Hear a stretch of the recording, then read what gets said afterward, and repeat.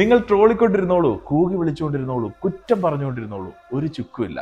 43 വയസ്സും 281 ദിവസവും പ്രായമുള്ള ഒരാൾ ഇന്ത്യൻ പ്രീമിയർ ലീഗിലെ ഏറ്റവും ആവേശകരമായ പോരാട്ടങ്ങൾക്കൊടുവിൽ വീണ്ടും ഒരു മാൻ ഓഫ് ദി മാച്ച് പുരസ്കാരം കൂടി പോക്കറ്റിലാക്കിയിട്ടുണ്ട്.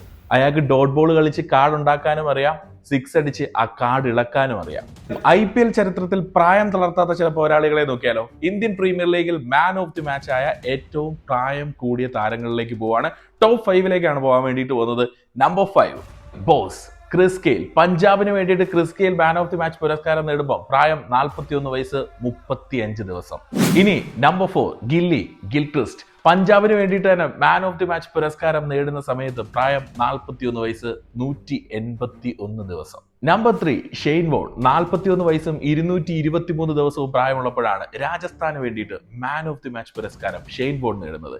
ഇനി നമ്പർ 2 ഈ കൂട്ടത്തിൽ എൻ്റെ പേഴ്സണൽ ഫേവറേറ്റ് ആണ് പ്രവീൺ താംബെ. 41ാമത്തെ വയസ്സിലാണ് അദ്ദേഹം IPL കരിയറിന് തന്നെ തുടക്കം കുറിക്കുന്നത്. 43 വയസ്സും 60 ദിവസവും പ്രായമുള്ള സമയത്ത് മാൻ ഓഫ് ദി മാച്ച് പുരസ്കാരം തൂക്കി. ഒരുപാട് പേരെ മോട്ടിവേറ്റ് ചെയ്യാൻ സാധ്യതയുള്ള ഒരു പേരാണ് പ്രവീൺ താംബെ.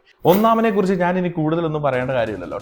നമ്മൾ ട്രോളിക്കൊണ്ടേ ഇരുന്നോളൂ. ഇന്ത്യൻ പ്രീമിയർ ലീഗിൽ ഏറ്റവും കൂടുതൽ മാൻ ഓഫ് ദി മാച്ച് പുരസ്കാരം നേടിയവരുടെ ലിസ്റ്റിൽ, സിക്സുകൾ നേടിയവരുടെ ലിസ്റ്റിൽ, ക്യാച്ചുകൾ നേടിയവരുടെ ലിസ്റ്റിൽ, സ്റ്റംപിംഗ് നേടിയവരുടെ ലിസ്റ്റിൽ, ടോപ്പ് സ്കോറർമാരുടെ ലിസ്റ്റിൽ, ഏറ്റവും കൂടുതൽ കപ്പ് നേടിയവരുടെ ലിസ്റ്റിൽ, അങ്ങനെ ഏത് ലിസ്റ്റിൽ നോക്കിയാലും ഈ ഒരു പേരുണ്ടാവും.